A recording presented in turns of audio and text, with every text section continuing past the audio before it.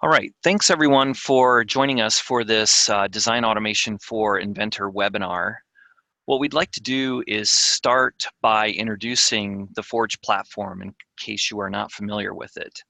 Along with me today is Ryan McMahon, who is the Senior Product Manager, and he will be discussing the business opportunities and some use cases and also sharing some customer stories. We also have Andrew Atkinson, who is the software architect working in the Inventor product team, and he's had a key role in bringing the Inventor Design Automation online for us. My name is Kevin Van de Kar. I'm a developer advocate working in the Forge Partner Development Group, and our team basically supports and advocates for the Forge platform. Okay, next slide, please.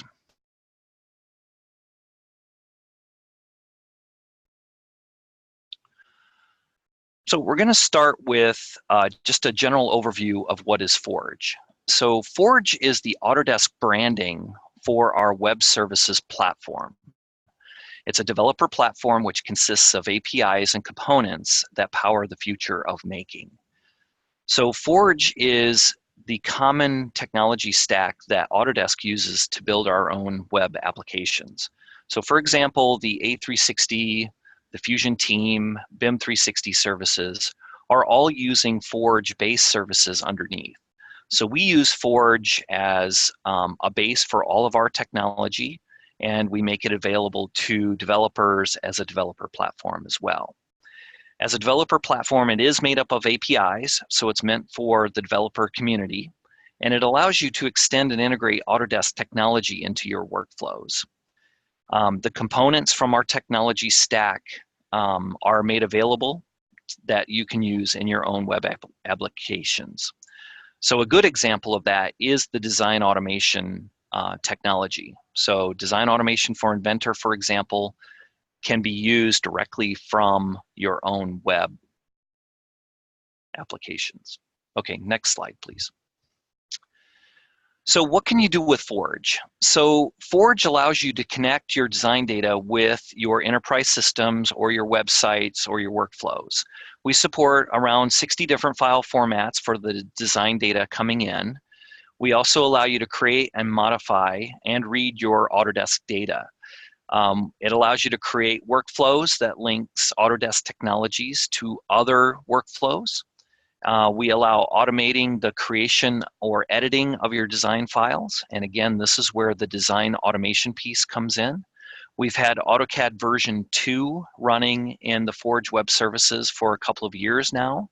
And we're moving to version 3, which is in beta. So we have a new version of AutoCAD. We've also added Revit, 3ds Max, and the Inventor Engines to the stack.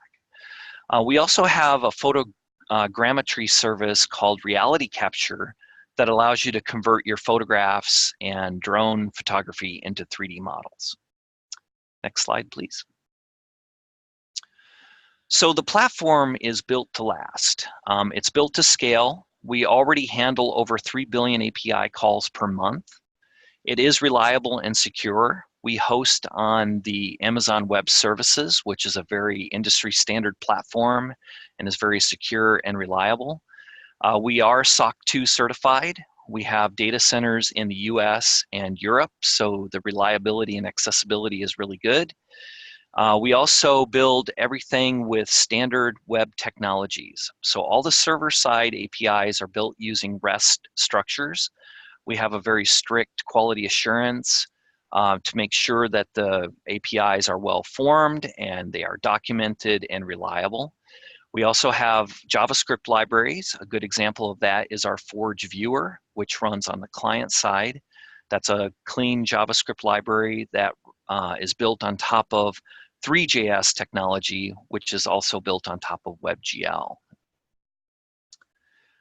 It's a proven technology. We have over 1,000 Autodesk developers using Forge every day, and we have a strong commitment to this platform. So because we're using it for our own products, and we've got a strong developer community already, we have invested a lot in bringing this service to our developer community. Next slide, please.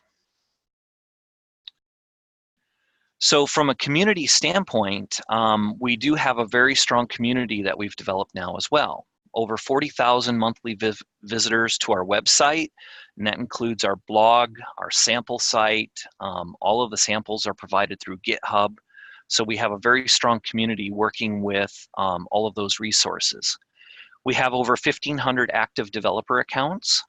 We have a strong enterprise customer base, over 90 different accounts currently evaluating and working with Forge. And we also have a Forge Certified System Integrators program. Currently, we have 22 people in that program. What this does is allow customers to be able to access a system integrator to get help with getting Forge integrated with their own workflows. Okay, next slide, please. So to summarize, the Forge platform is secure, it's scalable, it's reliable, and it's certainly growing. We have a strong commitment to bringing this to our developer community. Next slide, please. So now what we'd like to do is just kind of summarize what the API areas are. Next slide. So the names of the APIs are listed here. We have the Data Management API, which is provided to allow you to access the data in the cloud. This includes connections to all the user services, including A360, BIM 360, and Fusion. We also have the Reality Capture API, which I mentioned before, allows you to use photogrammetry in the cloud to produce 3D models. The BIM 360 APIs complement the BIM 360 products. So for example, BIM 360 Docs has an API that allows you to work with the user side of the Docs feature and the data sets there. We have webhooks, which allow you to receive notifications from the Forge web services. The Model Derivative API and Viewer are probably the most popular aspects of Forge right now. That allows you to translate your design data into a format that's lightweight, and the viewer complements that format by allowing you to view and access the metadata in the original design. And then finally, what we're going to be spending a lot of time on today is the Design Automation API. So again, we currently have 4 engines in beta: AutoCAD, Revit, 3ds Max, and Inventor. And this allows you to automate processes in the cloud. The API is consistent across all engines, and the only thing that you need to be aware of is the specific customization that you're going to be using for each engine.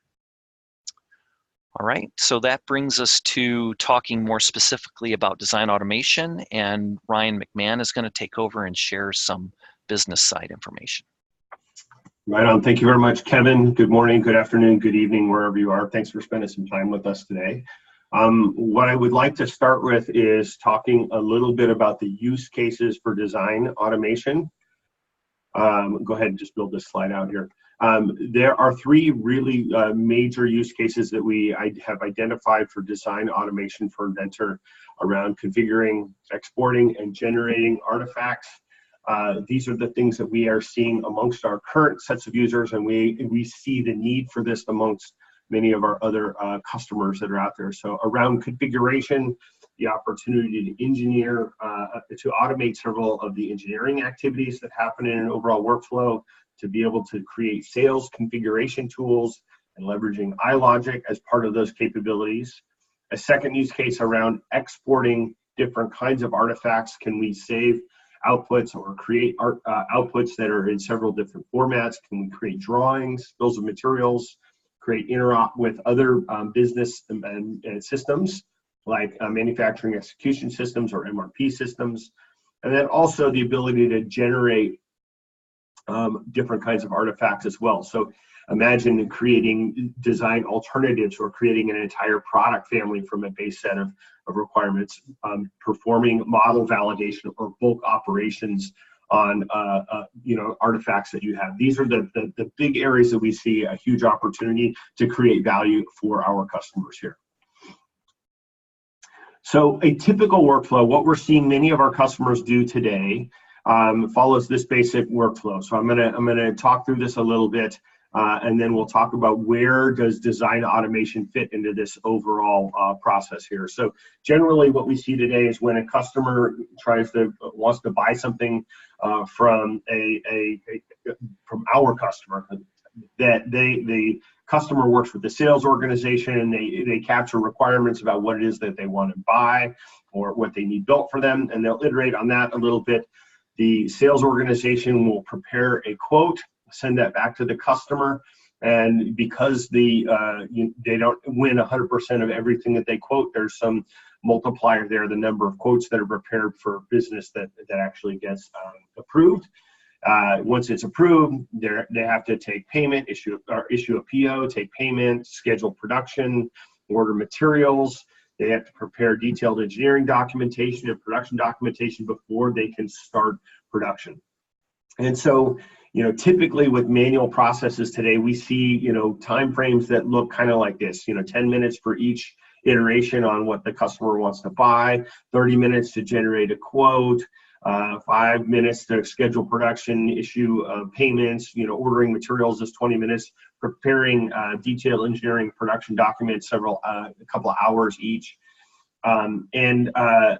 Those are the areas that we see opportunities for automation here. So if we can reduce the green times to these orange times, you can see a pretty dramatic reduction in the amount of time spent on these particular activities.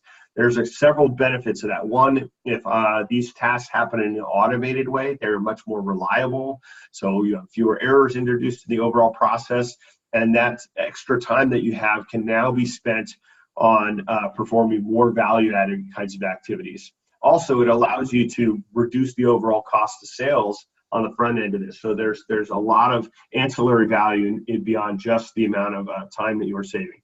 So mapping these back to the use cases that we saw on the first slide, in the beginning, the first use case is around configuration. Can I automatically create a CAD model and the artifacts and a quote associated with this? Can I generate, use case 2, can I generate parts, materials, PLM integration, MES integration? And use case 3, can I export artifacts required for production to be used? Okay, so those are examples of design automation using Inventor. That being said, we have design automation for Revit, design automation for 3ds Max, and design automation for AutoCAD, all available. Version 3 is available as a beta release on forge.autodesk.com today. And the expectation is that we are marching towards a commercial release of these applications so that our customers will be able to employ them and use them as they would with normal commercial software. We're targeting a fall release. I can't give you exact dates today, but it is coming relatively quickly. Next slide. So we wanted to give one example here of a customer that is using this today. Go ahead and do the first slide. So Advanced Solutions is helping one of our customers, American Air Filter, build a robust configurator, sales configurator for very, very complex air handling systems. In this case, it's a clean room kind of environment. And so the combination of these resources have come together to build this complete solution to present this interface to AAF's customers here. So the first screen you'll see here is the capturing of requirements for what does this clean room environment need to provide, what kind of performance it needs to support for those requirements. And this becomes the inputs to the design automation tools here. Next slide. And so as a result of that, we can generate what does the air handling system as part of this clean room really look like, show some performance characteristics, and show a CAD model of what that looks like and what the expected performance looks like. And then the third slide. And then one of the really compelling things is now we can take and create a complete model of the entire clean room and the entire large-scale assembly and show what this looks like in the customer's environment. And that has a couple of key values. One, if you can visualize this in context, it makes it a lot more likely that you are going to purchase that because you understand how it fits your needs much more clearly than other ways. So that's, go ahead, next slide. So that was just a quick overview of what this particular customer did. Andy presented a class at AU last year that goes into extreme detail about what ASI and AAF were able to do. So if you want to learn more about that particular use case, you can go to the URL that's provided here, and more details are provided at that, in that class. And now I'm going to hand it over to Andy to talk about the details of how to put this to use. Yeah, so now that you've seen the workflows from Ryan, the overview Forge from Kevin, this is Andy Atkinson. I'm going to walk you through the details on what it really means to automate your workflows using Inventor on Forge. So if we look at the high-level workflow here, we're going to start with you, the customer, down at the bottom here. Now, this is typically a web service that you have written that you're running to connect to your various systems, to connect to your designs, then to connect into Forge and automate your workflows. So the first step you do here is to make your data available in the cloud. Now, as Kevin mentioned, we have our Forge data management service. There are definitely some benefits in using this with design automation. Your data is going to be located really close to our workers, but we don't require your data to be on Forge data management. In fact, you can have your data anywhere. So this could be on Azure, it could be on Google, it could be on Dropbox, it could be on Box, as long as it's available to our workers. And we'll go over details on how you make that available a little further on here. Okay, once you make that available, you make your links available to the Forge Design Automation. Make sure we have permission. So typically this is something like a signed URL. The worker here over on the right, this little Forge icon, will download your inputs onto the worker. Then it will run your code, and we'll go over some details on what that means to actually run your code here in a minute. And then it will upload the results via link. So you tell us where to put the output. So similar to the input, we'll put it wherever you tell us, as long as we have permission to write it there. Once the worker is done, we don't store your data. Data is yours. We just run your code for you. We process it. We give you the results, and then the workers get scrubbed, and we reuse it for the next job that comes in. So if we look at some details on the API is built with 4 basic building blocks, and we'll go into some details on what these building blocks are here. So if you think of a work item in a programming concept is similar to a function call. It's the thing that does the actual work. An activity is like a function definition or an interface into that work item. An AppBundle is like a shared library or the actual execution code. And then you can think of the engines like an instruction set. So what does that mean for the product? So the work item really is the product execution, or you think of it as a job to be done. The activities define the requirements, so the inputs, the output types, parameters you hand in. The AppBundle is your plugin. It's your code. It's your Inventor add-in or iLogic code. And then the engine itself, in this case, would be Inventor, Design Automation for Inventor. If any of you have used V2 with AutoCAD, we have done some name cleanup as well as some API cleanup. So there are a few subtle differences here, but it's pretty similar to the V2 API. So if we walk through the flow here and what this really means for Inventor customers using design automation. So you start in the lower left here with your work items. You specify a job to run. That job then specifies which activity. So it'll hand the files and the parameters into that activity. The activity specifies which AppBundle to run. And the engine pulls that AppBundle in and loads it into a headless version of Inventor, what we call Inventor Server. So that's the basic flow. And if we dive into some details a little bit on each of these items, let's start with the AppBundle. So the AppBundle is your code to be executed. So what we have available today in Design Automation for Inventor is the entire Inventor API minus the UI. So Inventor Server, you can think of it as Inventor with no UI capabilities. And what that means from a programming standpoint is you have access to the Inventor Server object, not the Inventor application object. So it is a subset, but it's a really rich subset of API capabilities for Inventor. So we call these things plugins, not add-ins. In your .add-in file, you'll specify it as a plugin type. We support everything that Inventor API supports today. So we'll support unmanaged C++, all the .NET managed languages like VB.NET and C#. You'll upload your own code, or you can also use shared app bundles. Right now, we have a couple shared app bundles that do really simple like configuration jobs. And then you also specify which version of Inventor to run. Today, we support out in beta 2018, 2019, and 2020. It's still under conversation how many versions we support when we go to general availability. And then it also will specify if you have a zip file.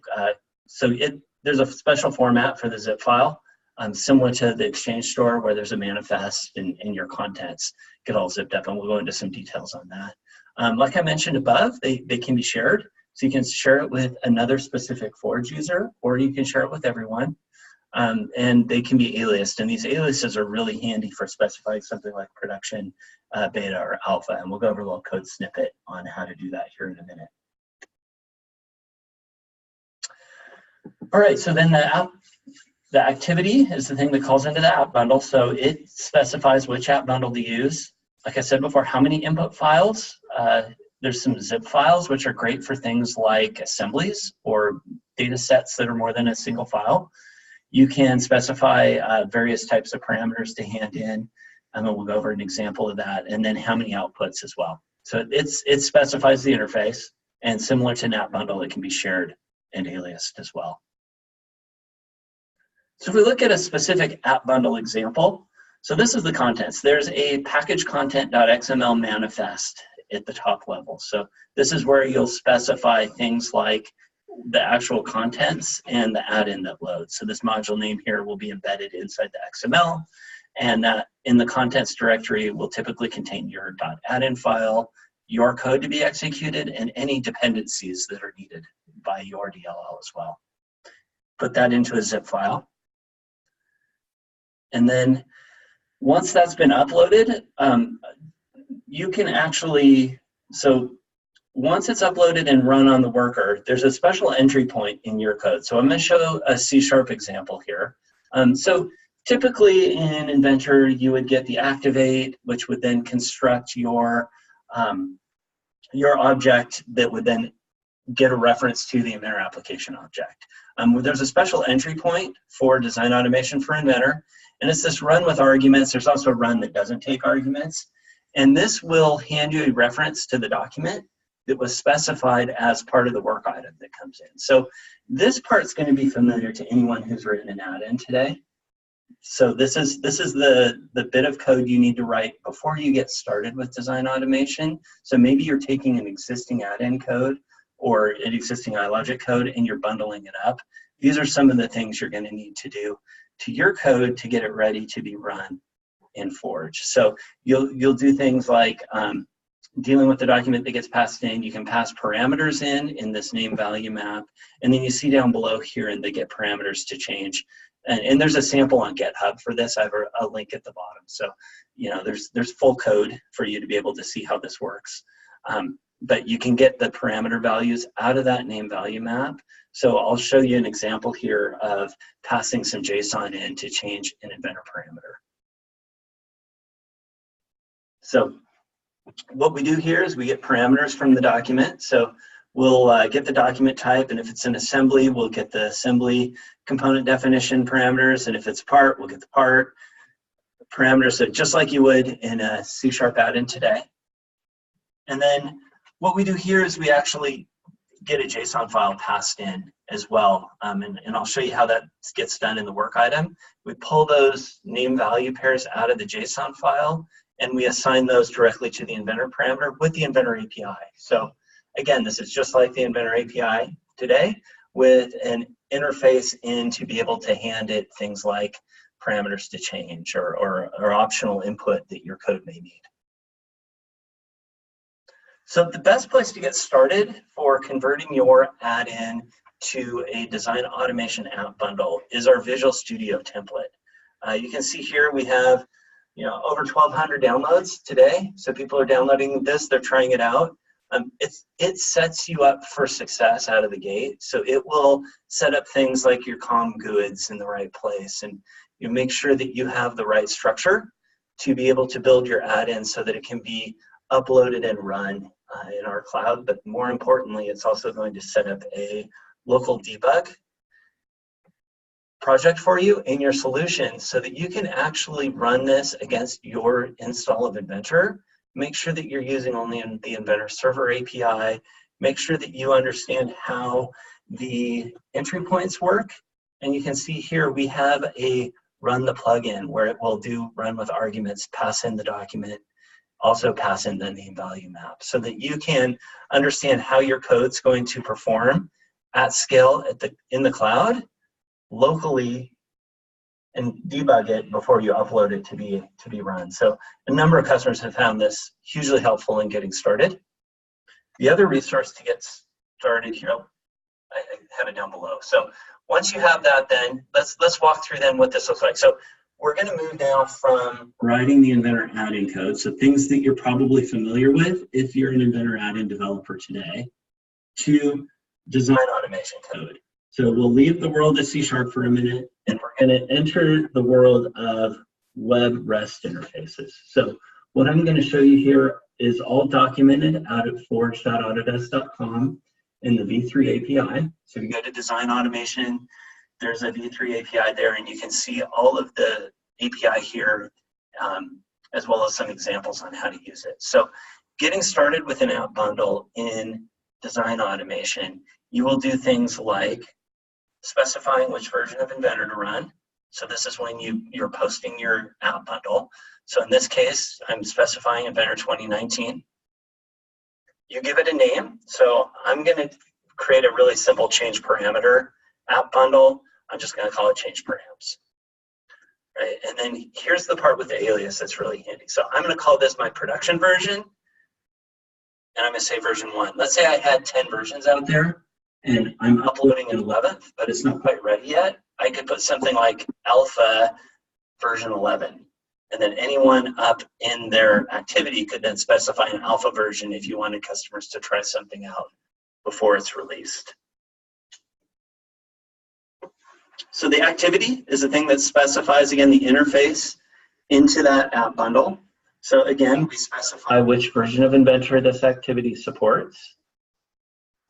We specify the name and alias of the app bundle. So this is really key to understanding how the Design Automation API works. You'll notice 3 parts in this name. There's this big, long, messy string at the beginning, a dot, and then the nice name that I gave it before. So this first part is your Forge ID. There are ways to give that a nickname. So I could call this, Andy's app and alias that to my Forge ID so that it's a friendlier name. But by default, this is what you would see. And then plus the alias. So here I've got prod. So this activity is specifying my prod version of change params. And then here's the command line. And again, there's documentation on how to work with this out on the step-by-step tutorial. But I just want to go over some of the details. So here you'll see Inventor Core Console is the headless version of Inventor that's run. We are passing in the document path. So that's your input file. We are passing in the apps. That's change params up above. The apps array you see here up in the name and alias of the app bundle. That's what that reference is. And then the args are, you see the Inventor params down below. It's specifying the params.json. So these things up in the command line all get expanded and reference other items here in the activity. It may seem a little complicated at first, but it gives you a lot of flexibility on defining the interface. And again, there's examples both in C# as well as some Postman and REST examples I have links to at the end on how to work with activities. All right, so this is for activities and app bundles. Typically, you set those up once or you upload a new version. You don't work with them very often once you have them running. You work with work items all the time. So work items are the way that you submit a job. So when I do a post to developer.api.autodesk.com, v3/work items, that's what actually runs the job. So I wanted to go over the details here specifically because this is what you're going to interact with most of the time. So you have an activity ID, just like you gave it the app bundle ID in your activity. It's your Forge ID dot name of the activity plus an alias. So again, I'm going to use the production version to change params. I'm going to give it a signed URL for the input. So this Inventor doc was specified in the activity as an input type, but here's the actual value. So I'll give it the signed URL for that. Here's my actual Inventor parameters to change. So I wanted to show you just a really simple height and width change that we pass in the name value pairs in JSON into your code. And then here's the output file. So what I'm showing here in the output is how to interact with the Forge Data Management API, giving it a URL for the bucket to put it in, as well as authentication in the header. So you will have your bearer token that you get back from authentication, and you'll pass that in.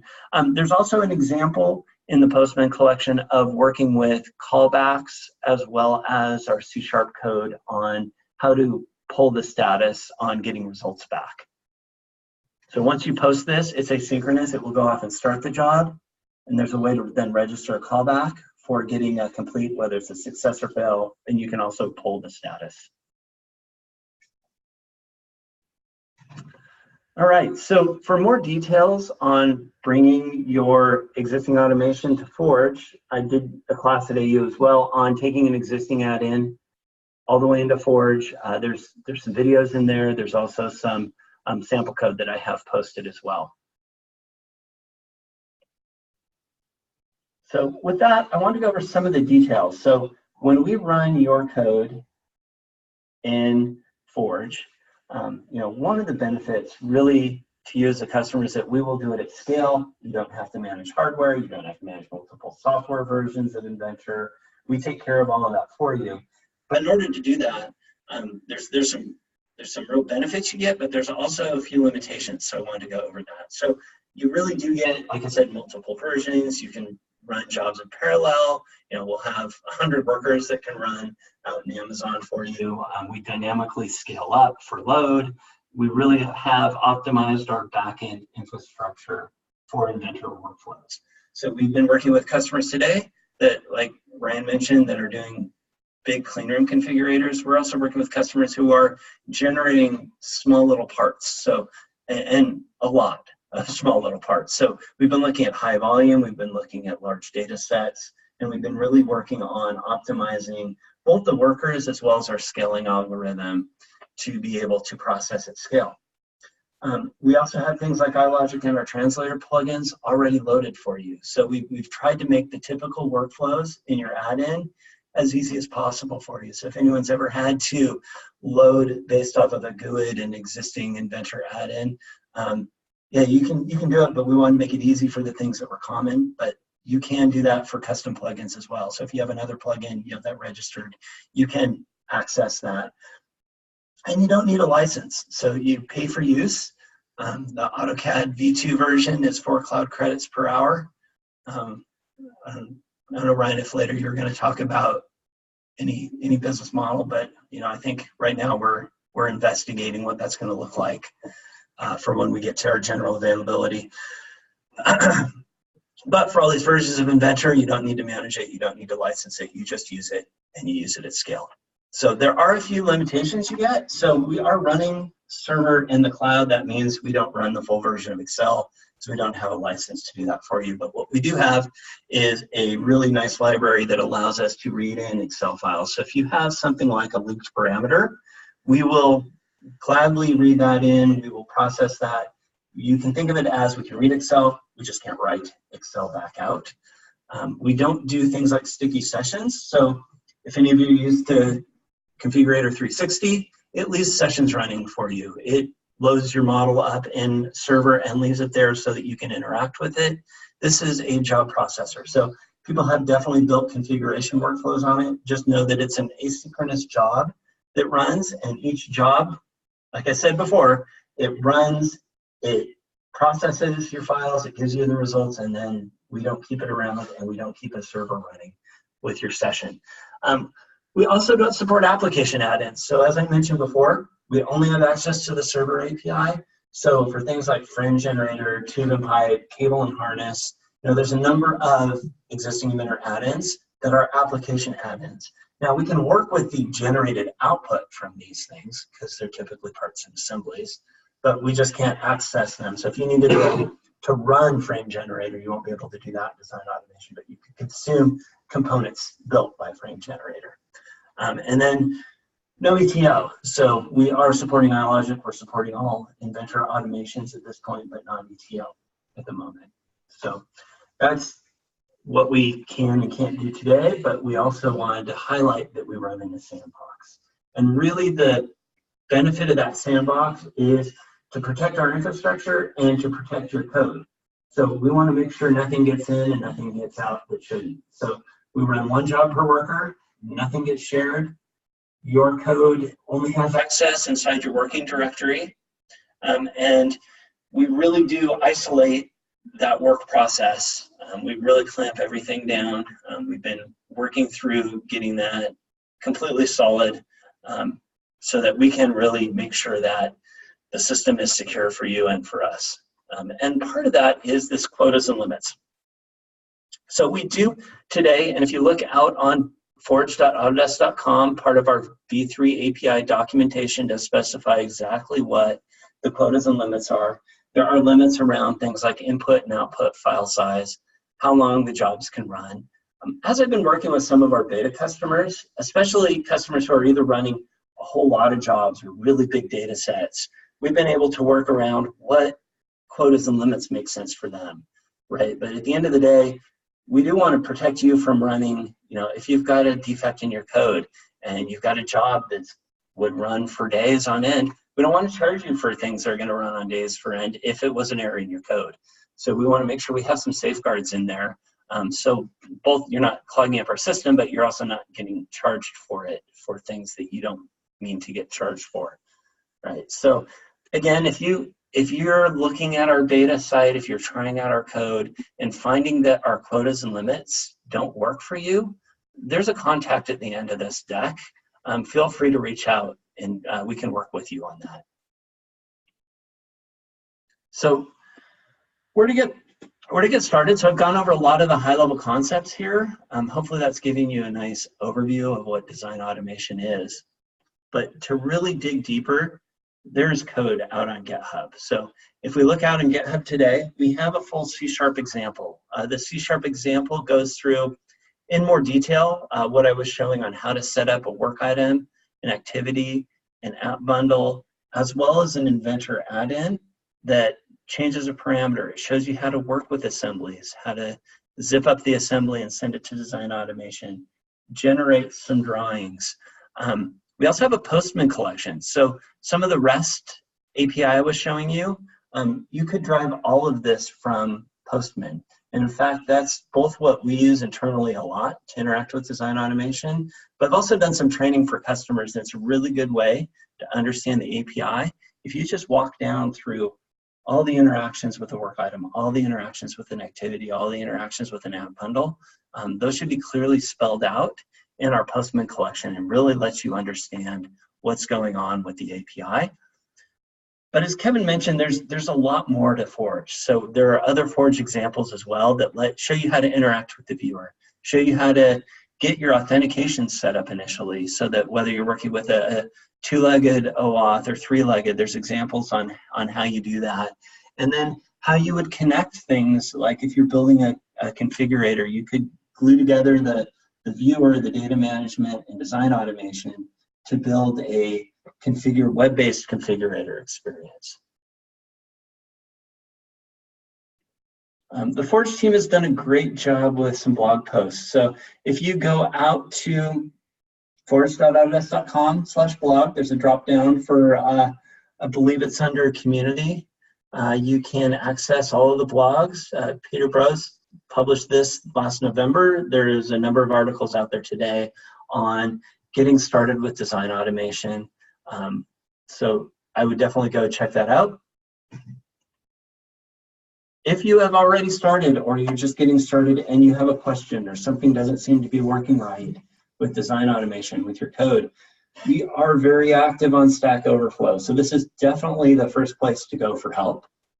In fact, this feeds into our dev team Slack channel. So anytime we get something tagged with design automation, it will go to, there's a Slack channel that the AutoCAD, Inventor, Revit, Max team, we all share. If it's, depending on which engine you're running, it'll get to the right team. The Forge support team, Kevin and his team also track all of this. So if you want your question answered, this is absolutely the place to go. If you have things like questions around quotas and limits or business model, that's where down below I'll give you an email address on how to reach out to Ryan and I and the rest of the Inventor Design Automation team. Right. So if we look at the Forge community, we have Twitter and Facebook tags. Feel free to post your interesting projects there. Get a hold of us on social. A number of us are very active out there, so we'll definitely keep an eye on that. There are some YouTube posts. Go check those out. I mentioned the Forge blog before, so this Inventor on Forge email address here is definitely the place to go. Like I said, for you have will design automation really work for me? We're in beta right now. This is a great time to reach out to us. We have some bandwidth to work directly with customers to make sure you're successful in beta. This is definitely a place to go to ask. This is, not a place to go to ask I've got a problem with my C# code calling this API. That's a Stack Overflow type question. But if you've got my business really wants to do this, do you think design automation is a good fit? Or I'm running into problems with my quotas and limits. I need somebody to work with me on that. That's a good email address. And then we definitely have a ton of samples out on GitHub. So these links are a good place to start. Definitely would follow that C# basic sample as well as a step-by-step tutorial out on forge.developer.com. So if you go to our API documentation, there's a step-by-step process of all the things I walked you through with all the details. So by walking through that, you should be able to build a sample plugin that changes a parameter, set up an app bundle and upload that app bundle, define your activity, and then create a work item to run both a part and assembly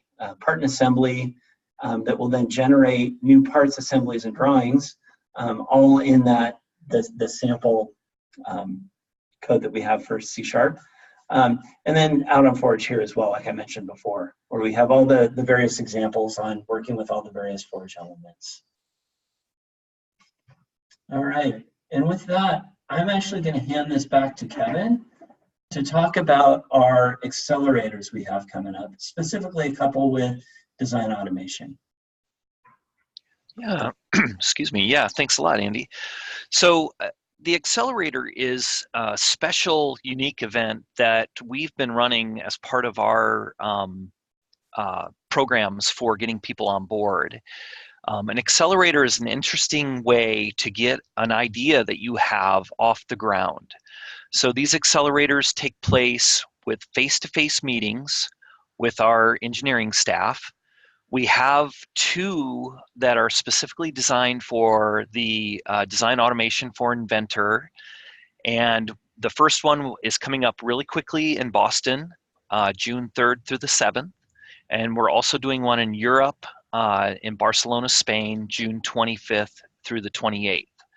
So the way to join an accelerator is to go to this link, the AutodeskCloudAccelerator.com page, and you will submit a proposal. So you need to describe the idea that you have in mind for using the Inventor Design Automation APIs. It can be in conjunction with any other workflow. So if you want to use other aspects of Forge, other technologies, you're welcome to add that to the proposal. And then we review the proposals for, to see if they're valid and can be implemented. And then we will notify you that you've been accepted. And what you will do when you come to the accelerator is you will sit with our engineers and we will help you to build a proof of concept and have something working by the end of the week. It's not designed specifically to be training, but we will help you through problems and questions that you will have. And, it's really designed to get your ideas off the ground. All right. So thank you all for joining today. As I mentioned, we will be taking the recording and post a link to that. We will send that to your email address that you use to register with. We will also get all of the links within the presentation and make those available to you as well. We do have a few questions that I wasn't able to answer, so I think we can do some more Q&A here now that we have a few minutes at the end. So first of all, there's a question that says, does Inventor Design Automation API support the shrink wrap feature? So Andy, would you be able to answer that? Yeah, I would. And in fact, I've worked with a couple customers already on leveraging shrink wrap, especially around bringing highly detailed manufacturing designs to things like Revit and building product components. So the API is there. It works. It works as well as it does in Inventor. The thing about shrink wrap that you want to keep an eye on when you're setting up your automations is what can be done in an automated fashion versus a pick and click. So, typically with shrink wrap, you're going to do things like exclude.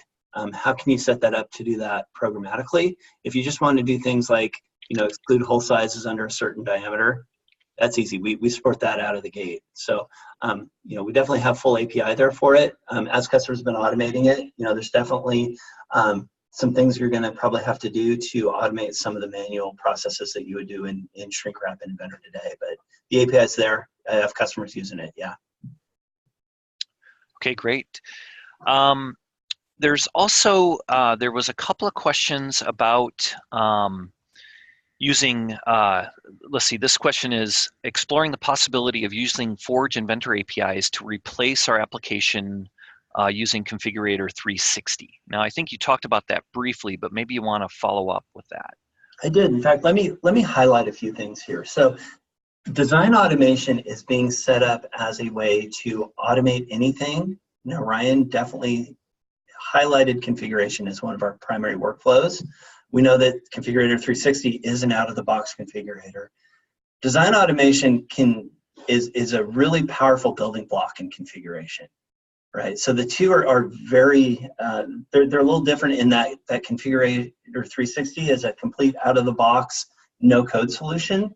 However, it has some challenges around customization, integrating with back-end systems, building that end-to-end automation workflow that Ryan was showing before. So if you are looking at doing a configuration workflow all the way from an initial customer engagement through production, design automation can be a really good solution for you there. If you have more questions on that, I would highly encourage you to follow up with that email address we have on the back end of this slide deck, and Ryan and I can follow up with you on that. Okay, great. One question that just came in was about service packs being selectable in the design automation stack. Right, so today we are running the most current version of Inventor. So we will run the most current dot release and update those as they come out and they become available. If there's reasons why you think that isn't going to work, let me know, reach out to me on that. That's our current plan, is to support the latest dot release back to 2018, 2019, 2020 just came out, so it's our TM. But we'll keep the dot releases up to date. Okay, and there's a question about a certification program for developers wanting to work with Forge. So as I mentioned early on, we do have a program for people who want to integrate Forge and help other people. So it's kind of like a consulting program. You can submit an application and we basically list you on our integrator's website. So you can become certified that way if you're willing to help others. And let's see, other questions. So there's a question about using local vault server. Is that something in the context of design automation that would be interesting? We've certainly talked to our Vault team about how we could make some of these workflows connected. We don't currently have a way to directly share from Vault up to Forge. It's definitely something we've been investigating. Typically, customers who do that would have to publish then from Forge. So I've worked with some customers today that, let's say you have a gate in Vault where you're ready to actually send a data set up to be configured. It's your new production data set. So typically what you would do there is zip that up, send that up as your input now your new template for your configuration, let's say if it's a configuration workflow. So there's still a bit of process that you as a customer would have to do to take that data from Vault and make that accessible to our Forge workers. So, long term, we're looking at possibly improving that. Today, there's some packaging that needs to happen to make that, an automatable workflow in Forge directly. All right, cool. There is a question about Visual Studio 2019. It says, is there a timeline for the extension to be approved for Visual Studio 2019? I'm not sure the context there. Yeah, I don't know about extension, but I do know our dev team is just ramping up on 2019 right now. We're working because our team typically works on both Inventor as well as design automation. So we want to make sure that our add-in development works correctly with 2019. So we are actively investigating that right now. I don't have a time frame on that yet. And I believe with toolset capability, you could use Visual Studio in 2019's IDE and still build for prior frameworks. Oh, sure. Yeah. Yep. One other question, is it possible to use Forge to migrate new Inventor files to old versions? Sometimes it happens to need to support an old project. Well, Inventor doesn't have, something like a save as to down rev, right? So you can think of Forge, especially design automation for Forge, as anything you can do on Inventor without a UI. So, that's something that we would need to put support in Inventor to basically be able to do take a newer version and save it as an older version. Now, we do have multiple versions, so if you want to stay in something like 2018, you could, upload a 2018 version, but if you're starting with a 2020 and you want to down rev that to 2018, we'd need to put support in Inventor for that. So that's not something we support today. Okay, a follow-up to the service pack question. Issues experienced in the past that made us use a specific service pack was regional. Is there a repeat job option with the newest release or repeat job option on fails? For example, with the job server, we get a lot of RPC responses and we'll retry, and a retry will work just fine. See if I understand the question correctly. So we don't have a built-in retry mechanism today, just to start with that. You do get the status back from a job. So you could certainly retry on a fail, but I want to make sure I understand correctly. If somebody could provide some clarification around maybe what that subtlety is with the different dot releases, I want to see if is that coming from an existing Inventor API customer? Is it a C360? I just want to make sure I understand where that's coming from. There's definitely retry that you could do. But I want to make sure I understand the subtlety there, if you could clarify. Yeah, and if it's not clear or something we can answer immediately, feel free to use the Forge help to ask your questions that way, and we can get back to you through our normal help channels. Yeah, and I'd be happy to follow up with you later on that. New question, .NET Core versus .NET Framework. With the latest information from Microsoft, the .NET 5 will be Core as a pass forward past .NET 4.8. Can we use .NET Core? Yeah, so internally to run all of our services, so we're built on .NET ourselves, C#. We're using .NET Core all over the place. We just need to make sure that's going to work correctly with our add-in environment. So we have not completely validated that yet. So I'll need to get back to you on that on a time frame, but it's definitely something we're looking into. Right now we're supporting framework, but as far as add-ins and Inventor, we just need to make sure that we can fully support Core. Okay, cool. I think that brings us to the end. I don't see any new questions. Well, there are some questions in the chat, actually. Okay, I haven't been keeping an eye on chat. Go ahead, Adam. Okay. Yeah, so Jeremy brought it up that https://forge.autodesk.com/YouTube doesn't work. I guess it must have been a different link, or okay. Did you have such a link /YouTube? I did before. So let me go see if I can. Let me go see if I can update that. Okay. I'll update the slide deck for that. Okay. Yeah, we'll make sure all the links provided in the presentation are working, and we can get those out to you when we distribute the video. Yeah.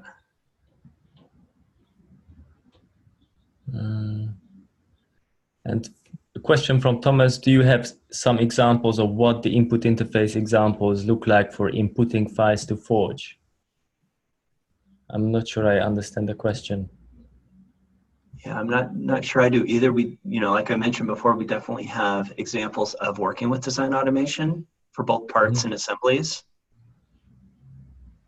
Yeah, and I believe that would just be a parameter that's passed to the engine as an input parameter, right? So it is. It is, as well as, if you're working with a single file versus zip files, we have examples of working with all those things today, as well as things like the JSON and other files and arguments that you can pass in. And then there's another question which I think you answered, but we can say it again. So how far back will you maintain Inventor versions? For example, if I build and test something for my client in 2018, then how many years will that continue to work in Forge? Right, so it depends on how much you want us to auto-migrate. So, today we support Inventor version plus 3 years back. We're trying to figure out what we're going to support as we go out general availability. That's something that Ryan and I are working through right now, just on long-term supportability. But similar to the way Inventor works today, if you want to bring in a version of 2014 and we can auto-migrate that, we'll do that. And then we kind of make the workflow, we'll just save it out as a newer version. So if you could live with some of those limitations, that might be acceptable. If not, it's definitely a business decision that we'll need to work through and make sure that we'll clearly communicate when we go out in general availability.